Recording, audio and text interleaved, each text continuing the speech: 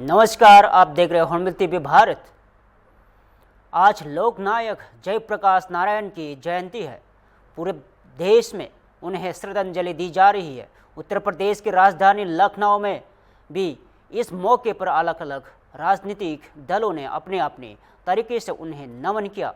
Samajwadi party जहां श्रद्धांजलि सभा आयोजित कर रही है, वहीं बीजेपी ने लोकतंत्र सेनानियों के प्रांतीय सम्मेलन का आयोजन किया और लखनऊ के वेस्ट शेरिया हॉल में भारतीय जनता पार्टी ने लोकतंत्र सेनानियों के प्रांतीय सम्मेलन का आयोजन किया गया।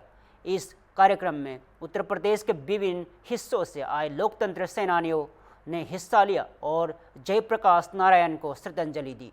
और कार्यक्रम में शामिल हुए यूपी के उप मुख्यमंत्री ब्रजेश पाठक ने लोकतंत्र सेनानियों की बात सुनी और उनकी समस्याओं को समाधान का आश्वासन दिया। और तीसरे नंबर पर माला पहना करके और स्वागत कार्यक्रम हो रहा है। वहां पर भी सत्ता के सोपानों पर बैठकर जनता पार्टी के सगे चाचा की बात करो जब बैरे सिंह जी का भारतीय जनता पार्टी है जो सबसे पीछे बैठा व्यक्ति है और उनको कुर्सी छोड़ना पड़ता है। 5 मिनट बताया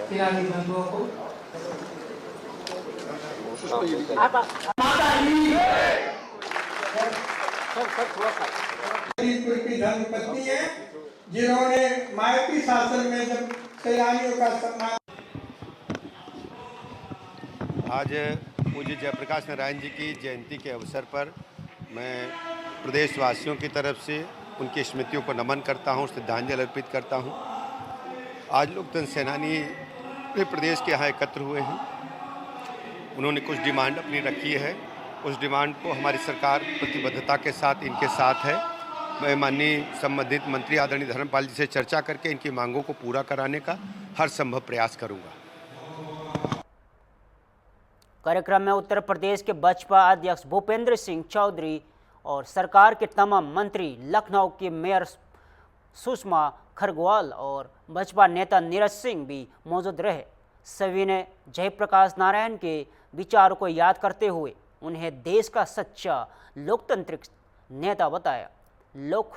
लखनऊ की मेयर सुषमा खरगवाल ने जयप्रकाश नारायण को युग दृष्टा बताया और वही बसपा नेता नीरज सिंह ने भी जयप्रकाश नारायण को लेकर अपनी बात रखी। जयप्रकाश नारायण की जयंती के मौके पर विभिन्न दलों ने के द्वारा किए गए आयोजन में दिखने को मिला और लोकतंत्र और विचारधारा की लड़ाई आज भी जिंदा है, बस उससे समझने और आगे बढ़ाने की जरूरत है।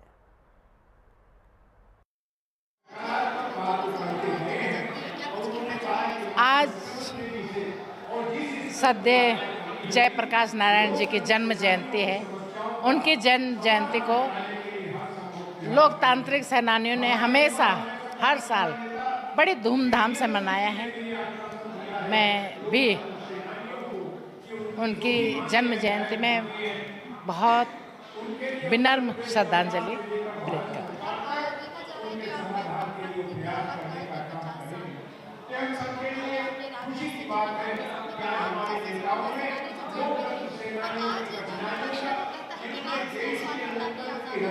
आज आपातकाल के 50 साल हुए हैं और उस समय जो छोटे छोटे बच्चों को गिरफ्तार किया था, उसमें हमारे लखनऊ के सांसद, देश के रक्षा मंत्री हैं, वो भी अंदर जेल में बंद थे। उनकी माताजी बीमार हुई, नहीं छोड़ा गया। उसके बाद उनकी माताजी की सांसें थम गई। उसके बाद भी अंतिम संस्कार, अंतिम दर्शन करने के लिए भी नहीं छोड़ा गया। इस तरीके से बड़ा कठोर जनता के साथ व्यवहार किया गया। और जयप्रकाश नारायण जी कहते हैं, असली मालिक जनता ही है। संपूर्ण क्रांति हमारा नारा है, भावी इतिहास हमारा है। यह नारा देने वाले जयप्रकाश नारायण जी की आज जयंती है। हम उन्हें श्रद्धांजलि अर्पित करते हैं। इस देश के लोकतंत्र को बचाए रखने के लिए उन्होंने अपने प्राणों की आहुति दी थी। इस देश की सत्ता किसी परिवार विशेष के लिए नहीं, जनता के हाथों में रहे, इसलिए उन्होंने सर्वस्व अपना जीवन समर्पित किया था। आज सभी उस लोकतंत्र के सेनानियों का आज सम्मान समारोह है। यह केवल उनका नहीं, इस लोकतंत्र के प्रति हमारी निष्ठा को भी दर्शाता है। मैं आज सभी ऐसे आपातकाल के सेनानियों का मैं हृदय की गहराइयों से अभिवादन करता हूं और अपनी श्रद्धा उनके प्रति प्रकट करता हूं। 50 साल हो गए हैं लोकतंत्र की हत्या को, और आज जो विपक्ष है वो कहता है कि इस समय लोकतंत्र की हत्या की जा रही है। देखिए, वह भूल जाते हैं। मैं तो स्वयं अपने परिवार में, मेरे पिता रक्षा मंत्री माननीय राजनाथ सिंह जी, 19 महीने उन्हें जेल में रखा गया और उनकी माँ जो है अपने बेटे से मिलने के लिए व्याकुल रहती थी, पर उनके लिए भी उन्होंने अलाउ नहीं किया। और बाद में जब वो अपने छोटे बेटे का नाम लेते लेते चली गई, उनकी अंत्येष्टि के लिए उन्हें बाहर नहीं दिया। मुझे लगता है इससे क्रूर उदाहरण कोई और नहीं हो सकता। और ऐसे लोग जब यह कहते हैं कि आज लोकतंत्र नहीं है, तो मुझे लगता है कि वह अपने आप में ही बहुत ही हास्यास्पद है। जिस प्रकार से वो आज हमारे प्रधानमंत्री को चोर की संज्ञा और मौत के सौदागर की संज्ञा देते हैं और इसके बाद कहते हैं कि लोकतंत्र नहीं है, तो जनता ऐसे धोखेबाज विपक्ष को बार बार चुनाव में जवाब देने का काम करती है। निश्चित रूप से सरकार ही नहीं, सरकार के माध्यम से समाज का जो ध्येय लेकर हम लोग काम कर रहे हैं, इस कारण जनता हमें चुनती है। लखनऊ के कांग्रेस मुख्यालय में शनिवार को हालत असामान्य नजर आए। कार्यालय के बाहर भारी पुलिस बल तैनात रहा।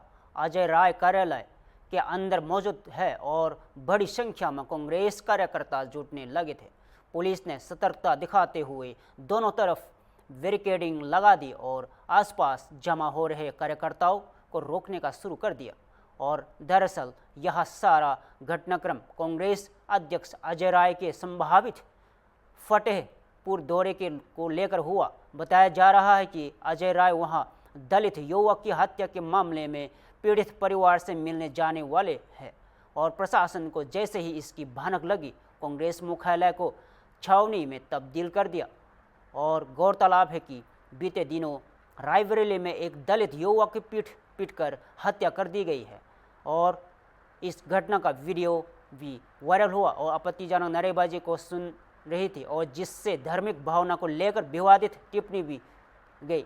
और वीडियो सामने आने के बाद सियासी बवाल मच गया और सिद्धार्थ नगर के भांसी इलाके के इसके मैरिज हॉल में आयोजित एक कार्यक्रम में के मंच से आपत्तिजनक नारे लगाए गए।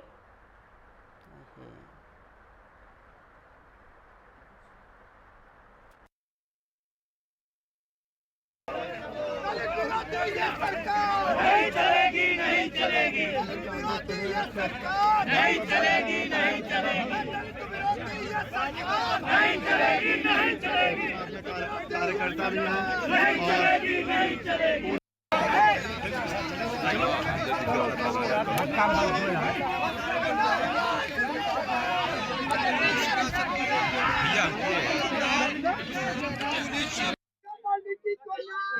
न्याय दो, न्याय दो, न्याय दो, न्याय दो। आराम बैठ दीजिए, आराम बैठ दीजिए।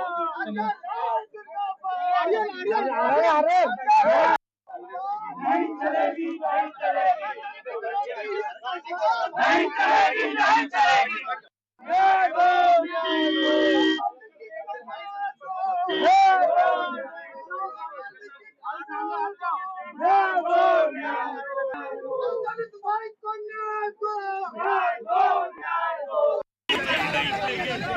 आप देख रहे हैं कि कांग्रेस भाई पुलिस को आगे करना है। अरे जो गाड़ी जाना चाहे जाने तो दो यार, गाड़ी जाने दो, गाड़ी जाना चाह रहे जाने दो ना।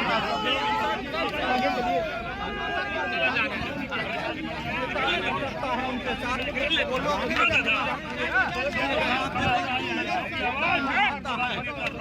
यहाँ पर सर डिटेन कर लिया जाए आप लोगों को। फांसी पर चढ़े। अरे विक्रम भाई साहब,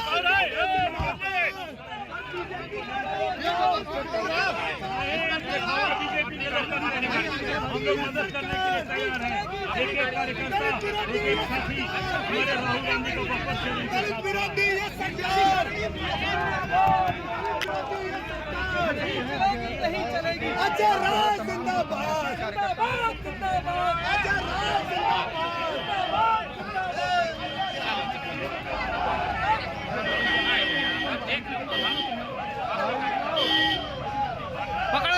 पकड़ के बैठो, पकड़ के।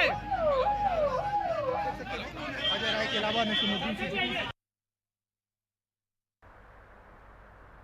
उत्तर प्रदेश के सिद्धार्थ नगर में समाजवादी पार्टी के एक कार्यक्रम का वीडियो सोशल मीडिया पर वायरल हो रहा है। वीडियो में मंच से आपत्तिजनक नारेबाजी सुनाई दे रही है, जिसमें धार्मिक भावना को लेकर विवादित टिप्पणी की गई और वीडियो सामने आने के बाद सियासी बवाल मच गया। सिद्धार्थ नगर के भांसी इलाके के इसके मैरिज हॉल में आयोजित एक कार्यक्रम में मंच से आपत्तिजनक नारे लगाए गए। वायरल वीडियो में समाजवादी पार्टी के नेता नवल किशोर संख्या मुख्य अतिथि के रूप में मंच पर मौजूद है और कथित तौर पर नारा लगवा रहे हैं और जिसमें पिछड़ा, दलित और अल्पसंख्यक गठजोड़ और दम पर श्री राम को हवा में उड़ाने की बात कही जा रही है। और कार्यक्रम में सपा जिलाध्यक्ष लालजी यादव और विधायक शैदा खातून और अन्य पार्टी नेता भी मंच पर मौजूद थे। यह कार्यक्रम बहुजन नेता कांशीराम के परिनिर्वाण दिवस के मौके पर आयोजित किया गया है और वीडियो के वायरल होते ही माहौल गर्मा गया और सोशल मीडिया पर यूजर्स ने समाजवादी पार्टी की तीखी आलोचना की और बीजेपी सहित अन्य दलों ने भी बयान की निंदा करते हुए इससे समाज में विभाजन फैलाने वाला करार दिया। और फिलहाल प्रशासन वीडियो की सत्यता की जांच में जुटा है और मामले की संवेदनशीलता को देखते हुए जिले में अलर्ट जारी कर दिया गया है और देखना होगा कि समाजवादी पार्टी इस पर क्या सफाई देती है। और उस जमाने में श्रद्धेय नेता जी माननीय मुलायम सिंह यादव जी, आदरणीय श्रद्धेय नेता जी माननीय मुलायम सिंह यादव जी माननीय काशीराम साहब के साथ में मिले और 1993 में मिले तो वो नारा तो आपको सबको याद होगा और नारा दिया था, मिल गए मुलायम काशीराम और क्या हुआ था, मिल गए मुलायम काशीराम। जय श्री राम। हम नहीं कहेंगे, ये जनता कह रही है, मिल गए मुलायम काशीराम, हवा में उड़ गए जय श्री राम और हवा में उड़ गए जय श्री राम। सोचिए। फिरोजाबाद के टंडुला कोतवाली क्षेत्र के रेलवे जंक्शन के पास उस समय अफरा तफरी मच गई जब गुरुवार रात निर्माण दिन ओवरब्रिज का एक हिस्सा अचानक ढह गया और हादसा उस वक्त हुआ जब ब्रिज पर कंक्रीट डाली जा रही थी। 5 मजदूर इसके नीचे दब गए और हादसे में घायल 5 मजदूरों में से 4 को जिला हॉस्पिटल में ट्रॉमा सेंटर में भर्ती कराया गया है और जहां सभी खतरे से बाहर है। वही हथरास निवासी 50 वर्षीय मजदूर कलुआ की हालत गंभीर बताई जा रही है, जिससे FM मेडिकल कॉलेज रेफर किया गया है और घटना के बाद रेलवे वहां जिला प्रशासन के अधिकारी भारी पुलिस बल के साथ मौके पर पहुंचे और घटनास्थल का निरीक्षण किया गया और मलबे को घटाने का काम शुरू हुआ। वही हादसे के कारणों की जांच में भी शुरू कर दी गई है और फिलहाल घटनास्थल पर सुरक्षा बढ़ा दी गई है और मलबा हटाने का काम जारी है। प्रशासन ने कहा है कि निर्माण कार्य में हुई चूक की हर पहलू से जांच कराई जाएगी ताकि भविष्य में इस तरह की घटनाओं से बचा जा सके। और फिरोजाबाद के इस हादसे ने एक बार फिर से निर्माण स्थलों की सुरक्षा को लेकर सवाल खड़े कर दिए हैं और देखना होगा कि जांच में कौन सी जिम्मेदार निकलता है और क्या कार्रवाई होती है।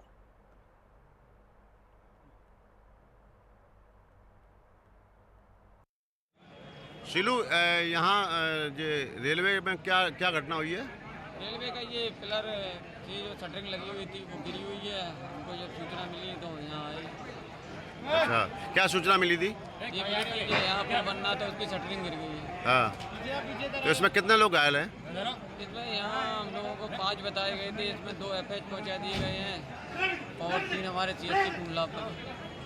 अच्छा, हाँ, जो 108 की गाड़ी लगी हुई है। इसमें कोई इंजर्ड वैसा तो नहीं है?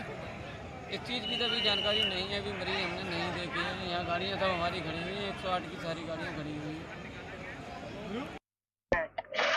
देखिए, प्रथम दृष्टया जो सूचना भी मिली, मौके पर आप लोग भी देख रहे हैं कि इसमें ऊपर ब्रिज का काम रेलवे डिपार्टमेंट के माध्यम से कराया जा रहा है। उसमें शायद शटरिंग में कुछ गड़बड़ी होने से उसके गिरने के कारण कुछ लेबर उस पर काम कर रहे थे तो साथ में नीचे गिरे। तभी तो जो सूचना मिली, टोटल यहाँ पर 5 वर्कर काम कर रहे थे। अब 5 में से कुछ लोगों को माइनर इंजरी है, कुछ को इंजरी है, तो उन लोगों को जिला अस्पताल और FH मेडिकल कॉलेज शिफ्ट कराया गया है। अभी तक कोई कैजुअलिटी की सूचना किसी की नहीं है और मौके पर रेस्क्यू ऑपरेशन ऑलरेडी पुलिस प्रशासन की टीम यहाँ पे करा रही है अभी। Thank you. है रेलवे विभाग द्वारा यहाँ पर ओवर ब्रिज का निर्माण हो रहा था और लगभग कंप्लीट ही है, कुछ हिस्सा बचा हुआ था। इसके लिए ये कुछ हिस्सा बचा हुआ, उसमें पिलर या कुछ कार चल रहा था, उसमें कुछ मजदूर थे। मजदूर जो है बता रहे कुछ इंजर्ड भी हुए हैं, उन्हें हॉस्पिटल भेज दिया गया है, मगर कोई वैसी घटना नहीं है। मगर जिसके चोट आई है तो वो उनके स्वास्थ्य की चिंता कर रहे हैं, सभी हॉस्पिटल में डॉक्टर लगे हुए हैं। एक चीज जानना चाहते हैं कि आपके क्षेत्र का मामला है, ये पुल ढह गया, इसमें दोषी कौन है? क्या वो अधिकारी दोषी नहीं है जो इसका इंस्पेक्शन करते रहे? अभी इसमें शटरिंग का काम हो रहा था, अभी पुल बना नहीं है। मतलब वो जो कंप्लीट हो गया है, उसके अलावा कुछ हिस्सा बचा हुआ है, उसमें शटरिंग का काम चल रहा था। शटरिंग का काम बस गिरा है, शटरिंग गिरी है, पुल नहीं रहा है। तो शटरिंग में कहीं कोई बरसात की वजह से कहीं मिट्टी पोली रह गई होगी, इसकी वजह से वो शटरिंग गिरी है। तो इसमें इंजर्ड हुए हैं, उनका इलाज के लिए हॉस्पिटल में भेज दिया गया है। चिंता हम सब लोग कर रहे हैं, जो मजदूर दबे हैं उन्हें निकाल लिया गया है, हॉस्पिटल भेज दिया गया है। एक 21 है जहाँ पे हावड़ा एंड की तरफ टुल्ला जंक्शन के पास ये जो ROB का जो काम चल रहा था, उसमें 2 पिलर के बीच में जो स्ट्रक्चर है जिसको शटरिंग कहते हैं, वो जाके गिरा है, जिसमें 4 से 5 लोग इंजर्ड हुए हैं। 2 लोग रेलवे हॉस्पिटल गए हैं, उनको एडमिट कराया गया है, बाकी 3 से 4 लोग जिला हॉस्पिटल को भेजा गया है।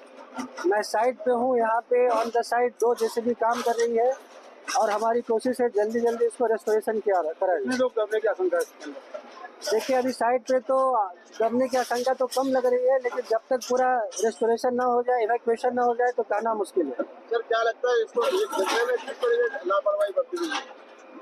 देखिए, ये इन्वेस्टिगेशन का विषय है। यहाँ पे गति शक्ति यूनिट काम कर रही थी और उसके लेबर उसके ऊपर में FOB स्ट्रक्चर पे काम हो रहा था, ROB स्ट्रक्चर पे, तो उसमें लेबर लोग घायल हुए हैं जिसकी आशंका है और कुछ 1-2 लोगों को मल्टीपल इंजरी भी आई है। वहाँ के लोग काम कर रहे थे, वहाँ ये गति शक्ति यूनिट काम कर रही थी, उसके लेबर इसमें वहाँ पे काम कर रहे थे। प्रधानमंत्री नरेंद्र मोदी ने आकांक्षी जिलों के सफल मॉडल की तारीफ करते हुए अब कृषि विकास के लिए 100 पिछड़े जिलों पर केंद्रित एक नई योजना की घोषणा की है। प्रधानमंत्री ने धन्य कृषि योजना की इसी सोच का परिणाम है। प्रधानमंत्री ने बताया कि इसी मॉडल से प्रेरित होकर अब सरकार 100 कृषि जिलों को भी तरक्की की मुख्यधारा में लाने की जा रही है। और प्रधानमंत्री ने कहा कि प्रधानमंत्री धन्य कृषि योजना के तहत 36 योजनाओं को एक साथ मिलाकर एकीकृत किया गया है ताकि समन्वित विकास हो सके। इस योजना में पशुधन को भी अहमियत दी गई है। अब तक 125 करोड़ से ज़्यादा टीके मुफ्त लगाए गए हैं, जिसमें पशु स्वास्थ्य बेहतर हुआ है और किसानों की चिंताएं घटी। प्रधानमंत्री मोदी का मानना है कि अगर योजनाएं जमीनी स्तर पर पहुंचे और पिछड़े क्षेत्रों को प्राथमिकता दी जाए तो पूरे देश का संतुलित विकास संभव है। अब देखना होगा कि कृषि जिलों में यह मॉडल कितना कारगर साबित होता है। साथियों, जब वंचितों को वरीयता मिलती है, पिछड़ों को प्राथमिकता मिलती है, तो उसके नतीजे भी बहुत अच्छे मिलते हैं। आज आकांक्षी जिलों में माता मृत्यु दर कम हुई है, बच्चों का स्वास्थ्य सुधरा है, पढ़ाई का स्तर सुधरा है। कितने ही पैरामीटर्स में ये जिले अब अन्य जिलों से बेहतर कर रहे हैं। साथियों, अब इसी मॉडल पर हम खेती के मामले में पिछड़े देश के 100 जिलों का, जो खेती के क्षेत्र में बाकी चीजों में आगे होंगे, ऐसे 100 जिलों का हम विकास करना चाहते हैं, उस पर ध्यान केंद्रित करके काम करना चाहते हैं। पीएम धन धान्य कृषि योजना की प्रेरणा वही आकांक्षी जिलों का मॉडल है। इस योजना के लिए 100 जिलों का चयन बहुत सोच समझकर किया गया है। 3 पैरामीटर्स पर इन जिलों का चुनाव किया गया है। पहला, खेत से कितनी पैदावार होती है। दूसरा, एक खेत में कितनी बार खेती होती है। और तीसरा, किसानों को लोन या निवेश की कोई सुविधा है, और है तो कितनी मात्रा में है। साथियों, हमने अक्सर 36 के आंकड़े की चर्चा सुनी है। हम बार बार कहते हैं उनके बीच तो 36 का आंकड़ा है, लेकिन हर चीज को हम चुनौती। बुलंदशहर में मिशन शक्ति 5.0 के तहत महिलाओं को जागरूक करने के लिए एक विशेष कार्यक्रम का आयोजन किया गया।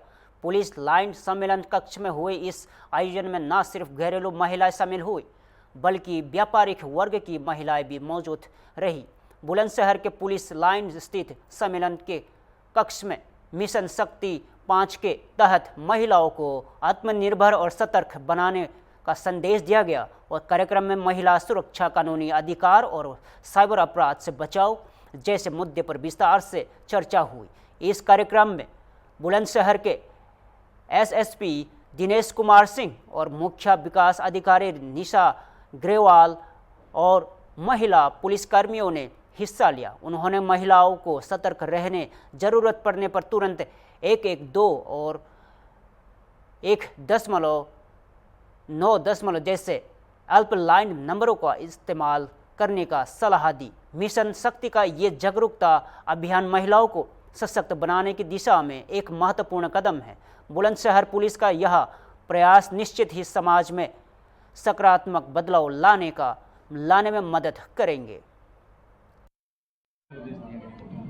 देखिए, जनपद बुलंदशहर में लगातार 22 तारीख से जब से औपचारिक उद्घाटन हुआ है इस कार्यक्रम का, मिशन शक्ति 5.0, उस पे कार्यक्रम हो रहे हैं। उसी क्रम में आज जनपद बुलंदशहर के पुलिस लाइन में एक women's conference with press briefing का कार्यक्रम रखा गया था, जिसमें आप देख रहे हैं काफ़ी बड़ी संख्या में सभी क्षेत्रों से, समाज के, उसमें उद्यम जगत से भी, व्यापार जगत से भी और शिक्षा के जगत से, कृषि के क्षेत्र से, हमारे कई रिनाउंड जो हमारे NGOs हैं उनकी महिलाएं आई थी, स्वयं सहायता ग्रुप से आई थी, इवन जो होम मेकर्स महिलाएं थी वो भी काफ़ी संख्या में आई थी। इन्होंने अपने खुल के विचार रखा, एक ओपन कन्वर्सेशंस भी हुआ और इन सभी ने माना कि पिछले जो चरण के 4 चरण थे उससे बहुत फ़ायदा हुआ है और 5वां चरण भी अपने सक्सेस की तरफ बहुत अच्छी तरीके से चल रहा है। इसकी जो पहुंच है वो गांव, गलियों, मोहल्लों तक हो रही है और लगातार ये महिलाएं पुलिस के साथ निकल करके उन चौपालों में शामिल भी हो रही हैं। अभी तक जो हमारे कार्यक्रम थे स्कूल कॉलेजेस में लगातार इन पे डिबेट्स, इन पे वार्ता, लोगों के अंदर जागरूकता, विभिन्न सरकारी योजनाओं को कैसे उनको लाभ लें, हम कैसे छोटे छोटे समूहों में काम कर सकते हैं, इसको लेकर के सरकार इतनी ढेर सारी आर्थिक उन्नयन की योजनाएं चला रही है, उनका लाभ कैसे लें, जो हमारे हेल्पलाइन नंबर हैं उनका फ़ायदा कैसे लें। फिलहाल के लिए इतना ही। ऐसे ही ताज़ा खबरों के लिए देखते रहिए हनुमिति भी भारत।